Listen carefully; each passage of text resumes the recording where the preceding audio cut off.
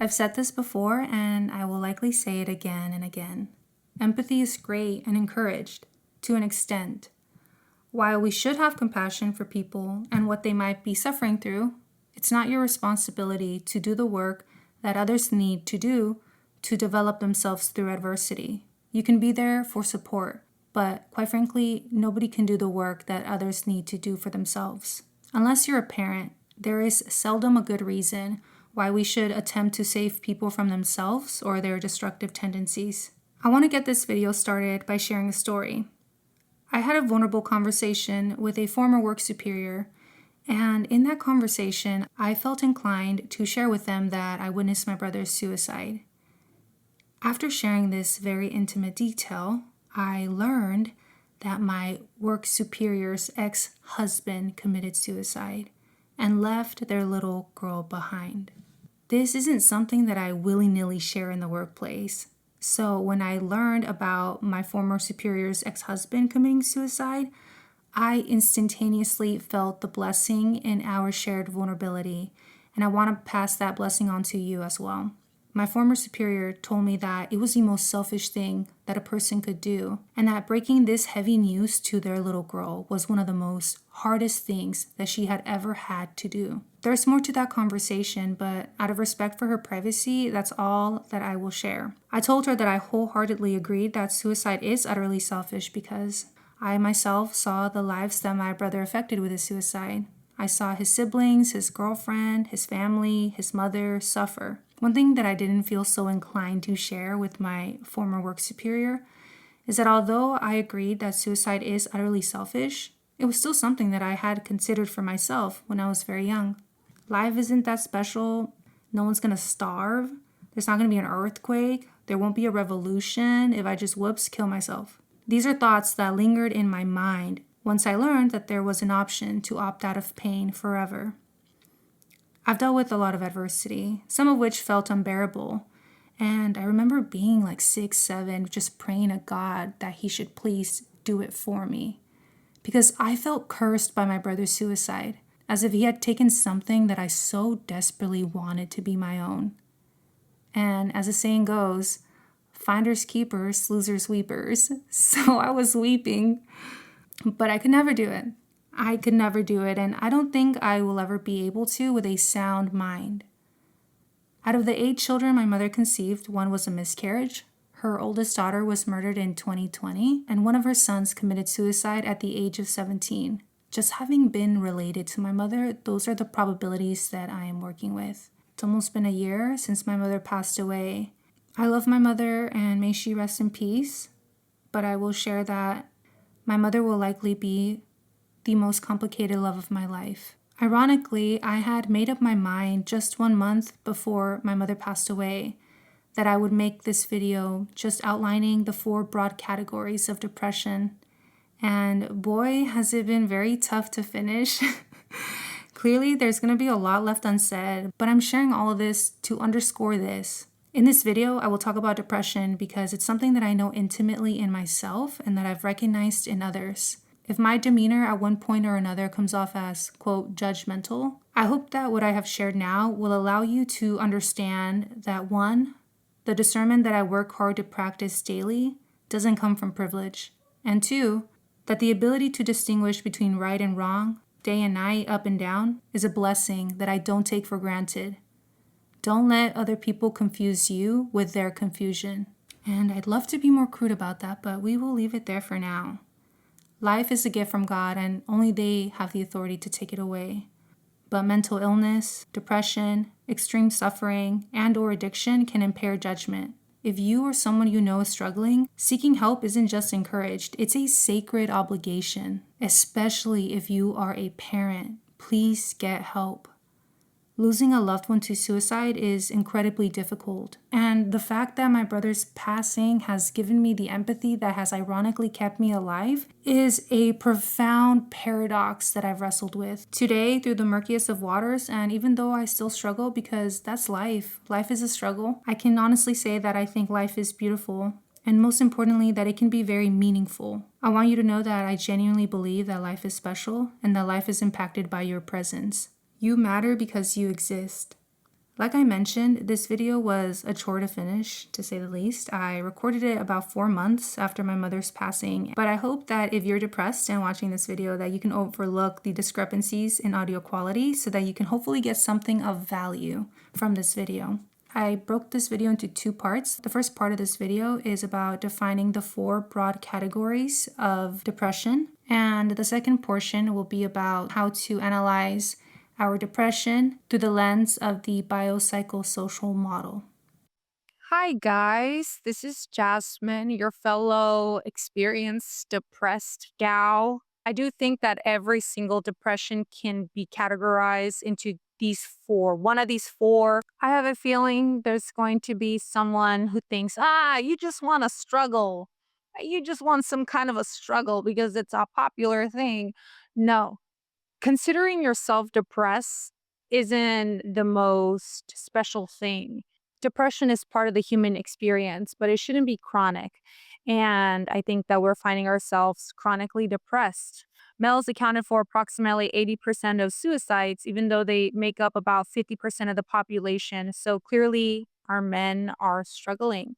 According to the World Health Organization, most adolescents who died by suicide, 88% were from low and middle income countries, which makes sense because 90% of adolescents live in low to middle income countries.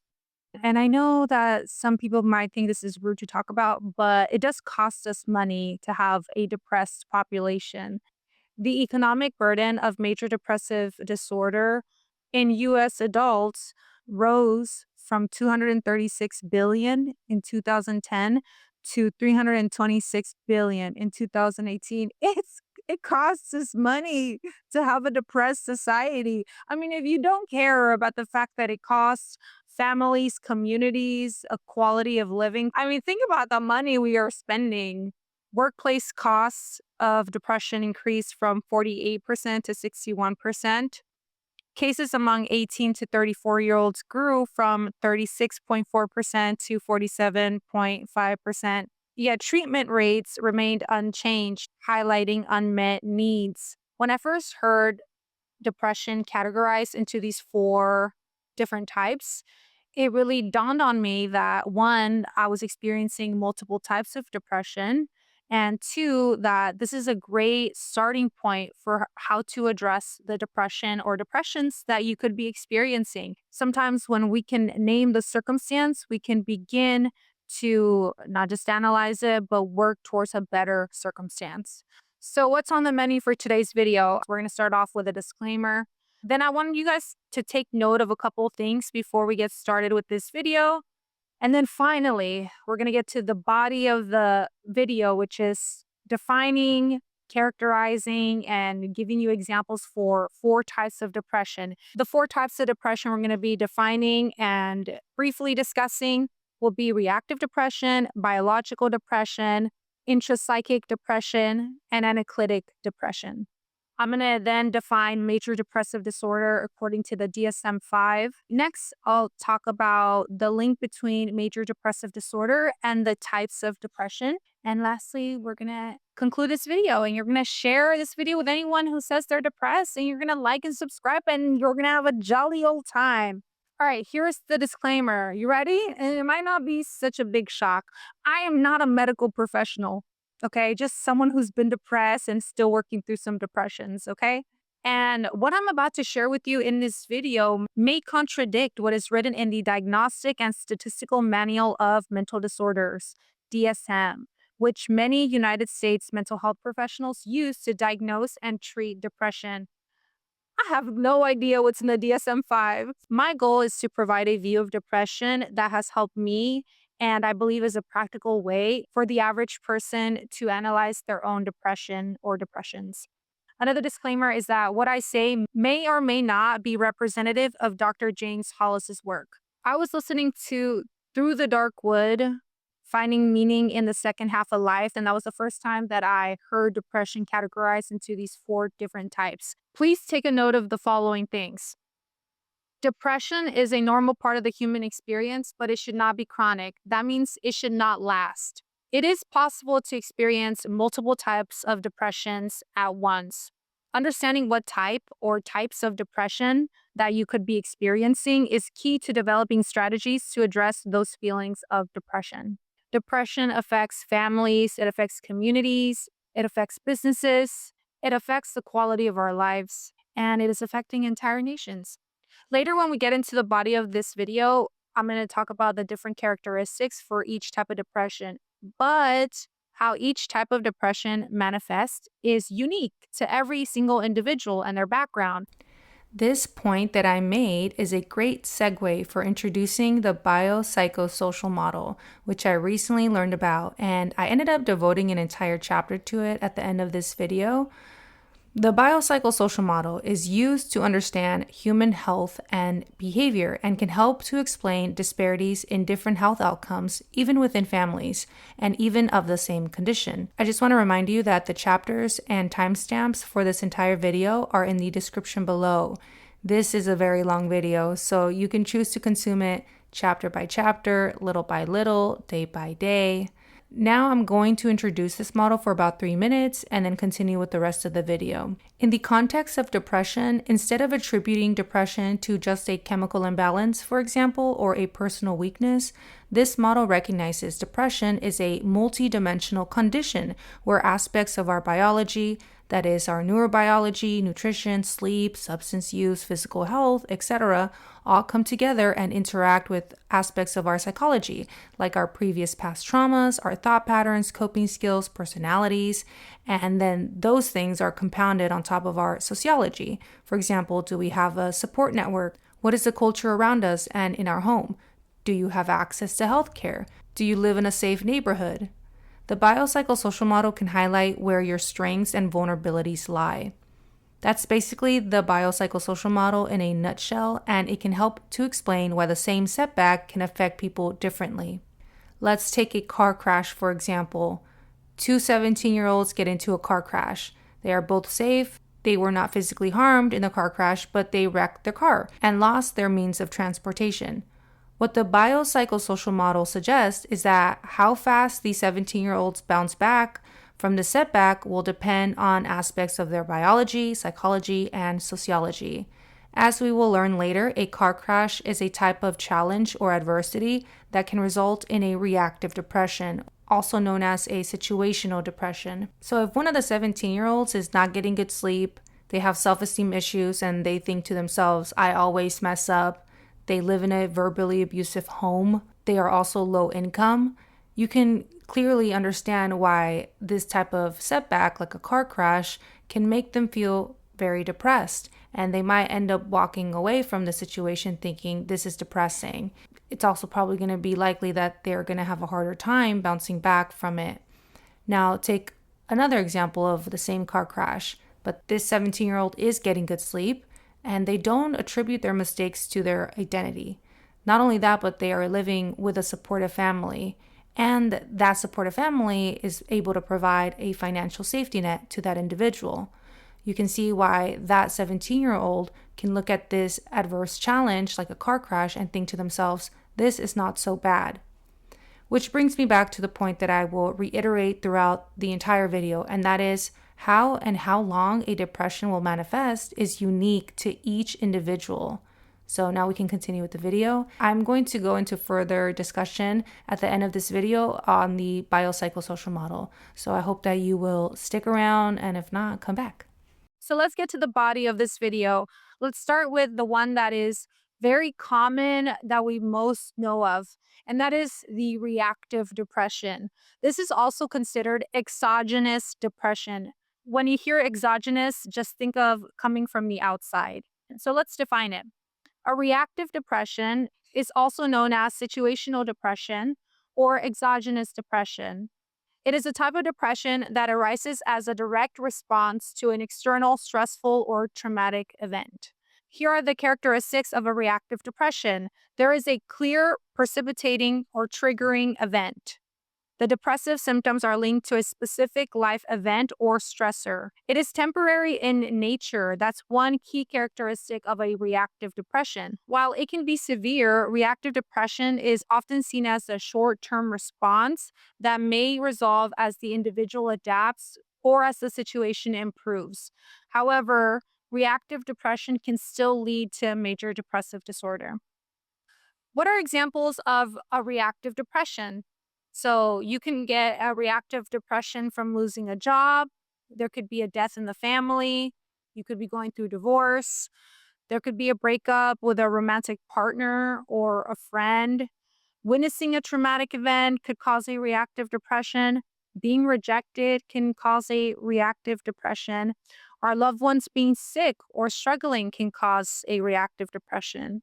These are not limited. So you can get a reactive depression if your pet dies as well. I've faced a lot of adversity. And I think because of that, there was always some kind of situational depression that I was having to deal with. They say that what doesn't kill you makes you stronger, but I don't think that's actually true. I think that when you are constantly met with adversity, you are less likely to deal with it well compared to someone who faces adversity once in a blue moon. This study looks at cumulative lifetime adversity, vulnerability, and resilience. And what it shows is that people that are usually the most emotionally vulnerable when it comes to challenges are usually at the extreme ends of the adversity spectrum. On the far end of one side, if you're someone who has never dealt with a challenge before, you might feel extremely overwhelmed because you have not developed the coping skills necessary to overcome that challenge. It's sort of like your first breakup. You really thought that you were going to be with that person for the rest of your life. You imagine yourself having a family with them. And then when things don't work out, you feel overwhelmed. You're so stressed because you have never had to overcome that type of challenge before. But on the other extreme end of that spectrum, if you're being constantly met with adversity and you're not getting enough time to bounce back from challenge after challenge after challenge after challenge, the truth for that person might feel like what doesn't kill a man might make a man want to go kill himself. There is a nice zone in the middle where ideally someone gets enough time to overcome the challenges that they're being met with so they can properly design and practice the skills, the coping mechanisms necessary to overcome those challenges and adapt. Just the right amount of adversity should yield more resilient people. So I hope that if you are a young person listening, or if you are someone that's being met with constant adversity, that you can identify where on that spectrum you lie. Young people are amongst the age demographic most likely to commit suicide. That could be because you are lying on the one extreme end of that spectrum of challenge. However, if that's not the case for you, and it's simply that you are being constantly met with adversity and not getting enough time to adapt or to address those challenges, then you need to be honest with yourself about whether or not you can afford to not get help. I learned about the grieving process in high school during a health class that was a requirement, and it has been very helpful just knowing that there is a process to grieving. And not everybody grieves the same when there's a reactive depression. Not everybody heals fast when their family member dies. So everyone's progress is different. Just remember that. My mom recently passed away, and made it a point to feel everything that I need to feel. If you don't actually express the agony that you are experiencing, then it could come haunt you in the future. All right, let's talk about biological depression. This is also known as endogenous depression. Endogenous coming from within. So, in contrast to exogenous depression, which is reactive depression, that's coming from the outside. There's a external life stressor, external life event. Endogenous depression or biological depression is something that's coming from the inside. Biological depression is believed to stem primarily from internal physiological factors rather than external influences or life events. It is thought to be linked to genetic, biochemical, and neurobiological imbalances affecting mood regulation and overall mental health. As more people are talking about the gut to brain axis, we also know that biological depression can be caused by not having the best gut bacteria. Biological depression often appears without an obvious external trigger and may present with persistent symptoms such as deep sadness, fatigue, changes in sleep and appetite, and difficulty concentrating.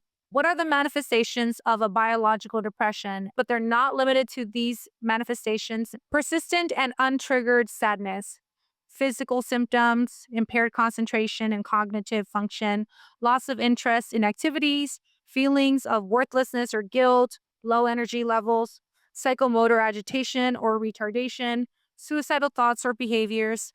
There could be a biological and hereditary link to this type of depression. Resistance to environmental changes can be a manifestation of this depression too. So, what are some examples of biological depression?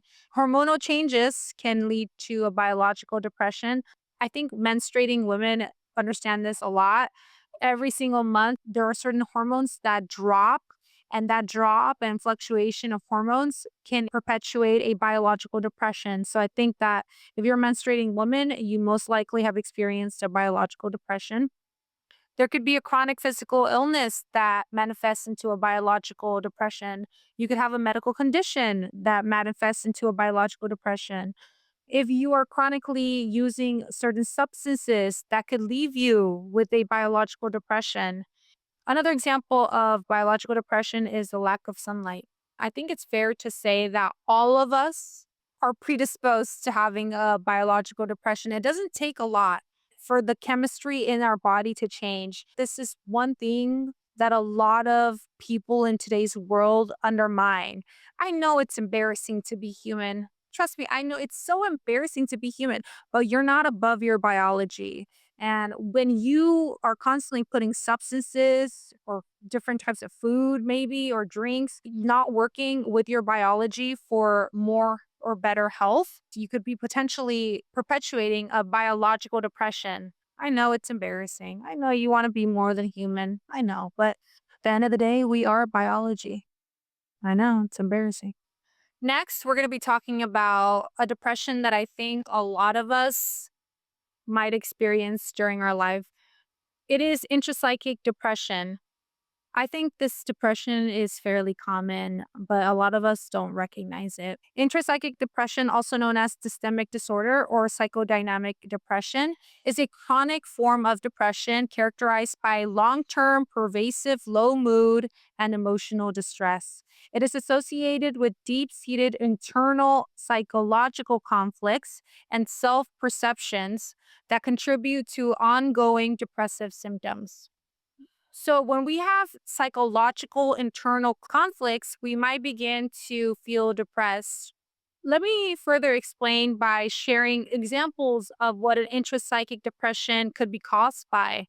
Being surrounded by people or influences that don't align with our values could be causing us intrapsychic depression. So if I have a certain set of values, but if I'm out there hanging out with people who don't share those same values, I might begin to hate myself for being around those people. I might begin to dislike my lifestyle because it's not aligning with my internal values. So this is one example. Another thing that could spark an intrapsychic depression is family estrangement, especially that whole process of realizing that maybe this person is no longer good for my life.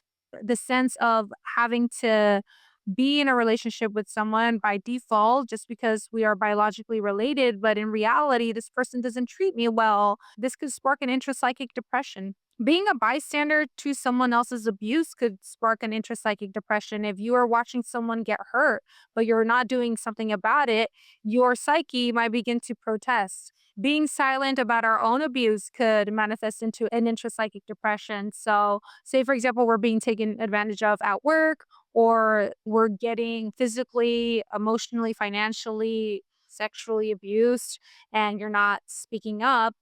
Being a bystander to our own pain can cause you an intrapsychic depression. Another thing that could cause an intrapsychic depression is working a job or studying something that is not in service to what we personally value. So, for example, if you are living someone else's life for you. Your parents wanted you to be a doctor, so you went to medical school and now you feel absolutely depressed and you're like, actually, I want to do something completely different. And you're experiencing an intrapsychic depression because you really hate what you're studying, but you want to please your parents. And this could cause an intrapsychic depression. Sometimes we're met with expectations, and when we have an internal compass that doesn't align with the external expectations, we could begin to experience an intrapsychic depression.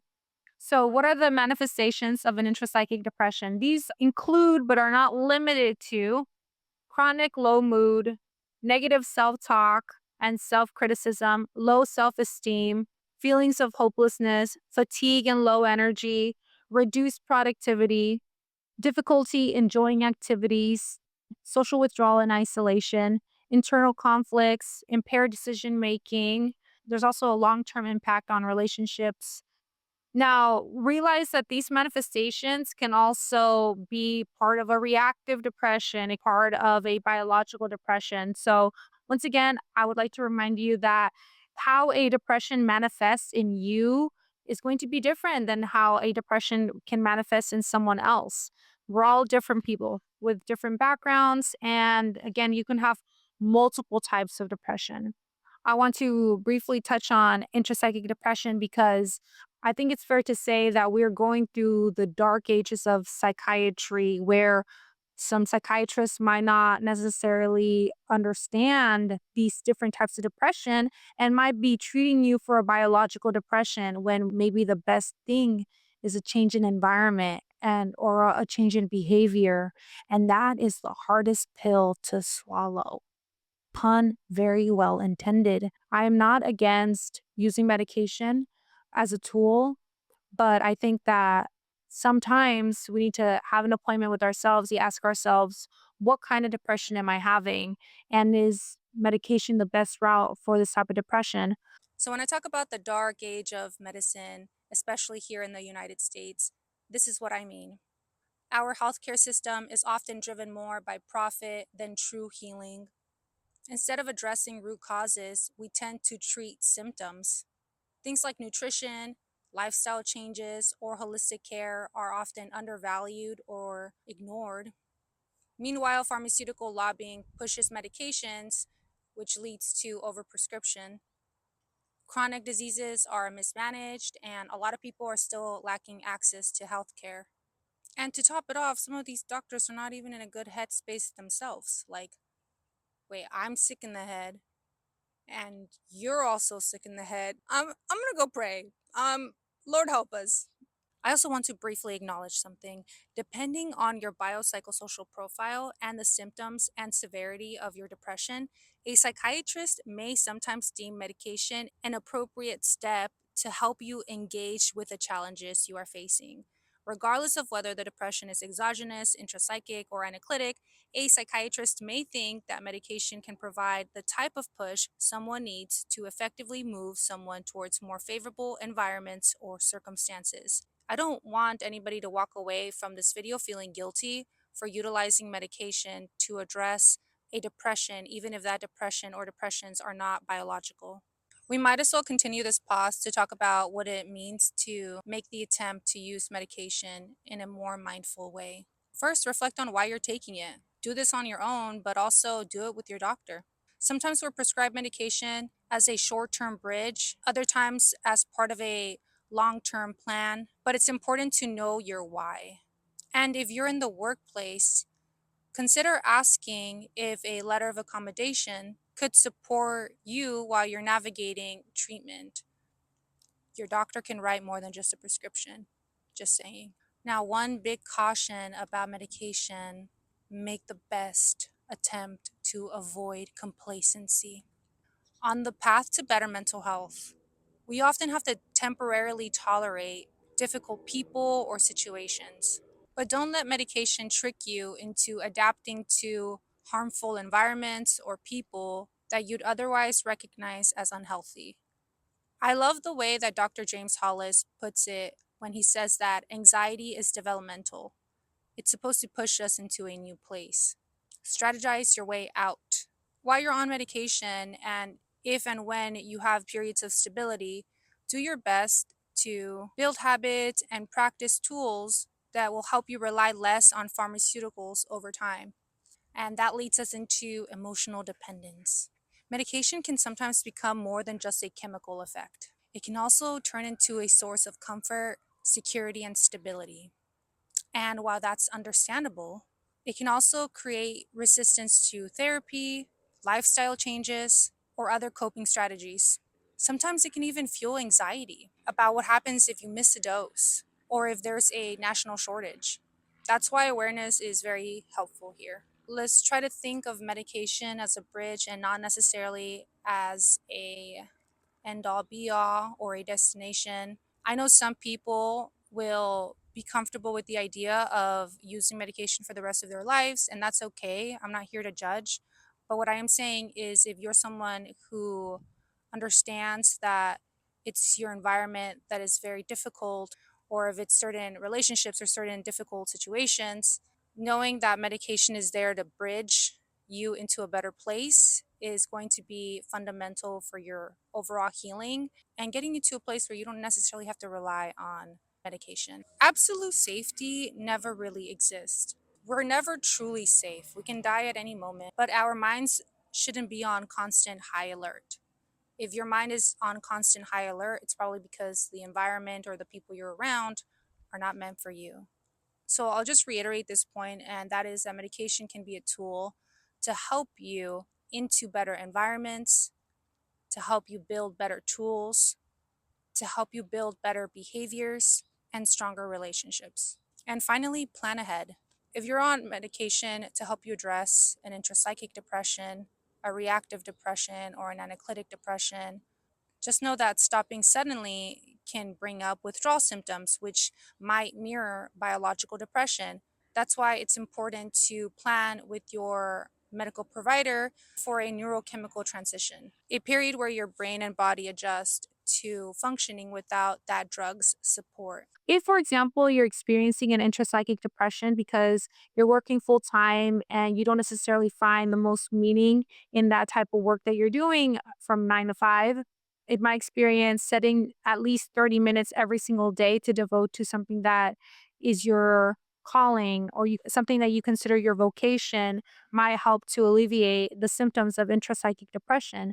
Also, one thing that has helped me is letting go of relationships that don't call to my better self. By the way, I don't think I'm ever going to be done with having to constantly address intrapsychic depression because new people come into our lives, people exit our lives. No, I've dealt with a lot of people who have struggled with substance abuse disorder, and I've seen, a lot of people self sabotage. And I realized that I can no longer be near these types of individuals because it hurts my mental health. When it comes to intrapsychic depression, I have made it a point as best as I can to just let go and grieve a relationship ending when I feel that this relationship is broken beyond repair.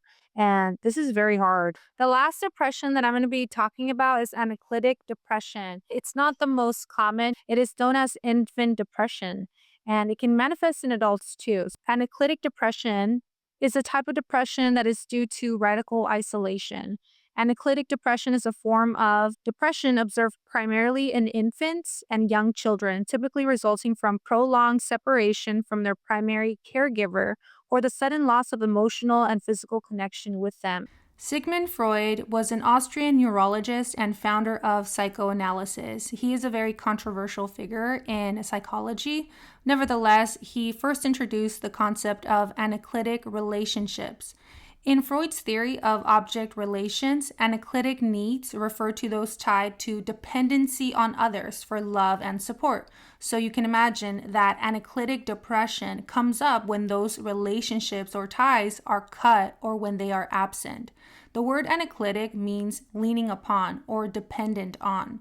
Later in the 1940s, the term anaclitic depression was actually coined by Renee Spitz. Spitz was a psychoanalyst and researcher who observed infants in institutional settings. I'll elaborate more on Renee Spitz in just a bit, but fair warning, I will be showing some crying babies, and if you're uncomfortable with that, I would highly recommend that you skip this portion of the video.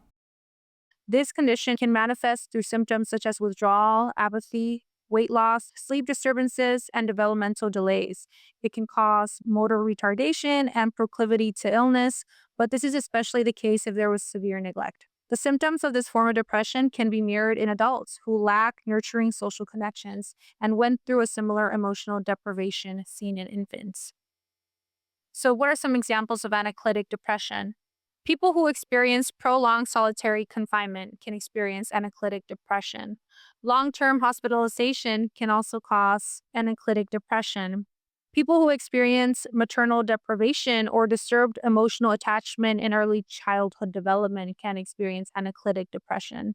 Renee Spitz, with the help of Catherine Wolfe, studied infants who were separated from their primary caregivers, usually their mothers, for extended periods, often in orphanages or hospitals. I will be showing you clips associated with his studies. As you can see in the video, before the mommies get taken away, you can tell that the babies are responding well to the adults in the room. They're playful and willing to interact. This work laid the groundwork for attachment theory. It's cited in discussions about early childhood care, hospital practices, foster care, and orphanages. And although his studies were criticized for methodological limitations, it still powerfully influenced the shift from institutional to family based or foster care models. It also influenced policies on parental presence in hospitals and the understanding that emotional neglect is as damaging as physical neglect. I sped up the upcoming videos, but I wanted to show you how the babies become distressed when their mothers get taken from them. Rather than expressing friendliness, they cry in anguish to express their frustration. I will also show you how these two babies interact with others when their mothers finally return. While that's playing, I also want to expand on the idea that this form of depression can be mirrored in adults, not just infants. As we learned, the word anaclitic means to lean upon. When we do not have a social network, community, or individuals who we can lean upon, we may begin to experience anaclitic depression. This is why people who have been hospitalized for long periods of time may develop anaclitic depression. I also want to point out that incarcerated people can be put on solitary confinement for reasons other than breaking prison rules, including disease-related outbreak quarantines, overcrowding, for misconduct of others, protective custody, etc. Psychoanalysts sometimes use anaclitic depression more broadly to describe depression tied to loss, abandonment, or disrupted attachment relationships. I think immigrants or people that migrate to a new place of living and who are not socially acclimated in their new state can find themselves experiencing the type of isolation that leads to anaclitic depression. Another example is if you are not close with your family, but you live with them. Interacting with the people you live with on a superficial or shallow level can still render something along the lines of anaclitic depression because there's no authentic emotional attachment. YouTubers, social media influencers, and even your social network on Instagram and or other social media platforms cannot substitute for real connection. If you don't resonate with the culture in your vicinity, you may need to actively seek community outside of your immediate sphere of influence. Thanks to online face-to-face video and audio technology, you can resort to online interaction with people if going outside is not an option for you. I assume that the prolonged use of digital devices might foster anaclitic depression in children of Generation Alpha, teenagers, and adults who spend a considerable amount of time on their desktops, phones, and tablets. That's especially true if you consider that parents themselves can be addicted to their devices just as much as they let their kids be.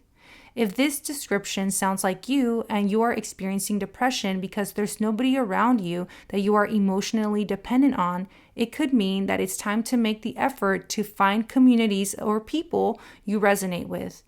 It might take more than one try to find your tribe, and that's okay. Don't give up. Humans are meant to share time with others. And again, depending on your biology, psychology, and sociology, you may or may not be predisposed to anaclitic depression.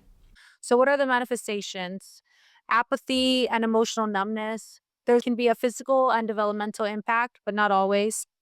Regressive behavior, attachment anxiety, withdrawal and social isolation, and a profound sense of loss. But once again, I want to remind you that how a specific depression manifests is going to be dependent on each unique individual. All right, so what is this thing costing the United States so much money that we're calling major depressive disorder, according to the DSM 5? Major depressive disorder, MDD, commonly known as clinical depression, is a mental health condition characterized by persistent feelings of sadness, hopelessness, and a loss of interest, pleasure in daily activities. It is more than just feeling down or experiencing temporary sadness. It significantly impacts a person's thoughts, emotions, behaviors, and physical well being. The symptoms of major depressive disorder. According to the DSM 5, the Diagnostic and Statistical Manual of Mental Disorders, 5th edition, MDD is diagnosed when at least 5 or more of the following symptoms occur most of the day, nearly every day, for at least 2 weeks, with at least one of the following symptoms being either depressed mood or loss of interest or pleasure. Depressed mood, feeling sad, empty, or hopeless. In children and adolescents, this may present as irritability. Loss of interest or pleasure, no longer enjoying activities that were once pleasurable. Significant weight loss or gain, changes in appetite leading to unintended weight fluctuations. Sleep disturbances, insomnia, difficulty sleeping, or hypersomnia, excessive sleeping.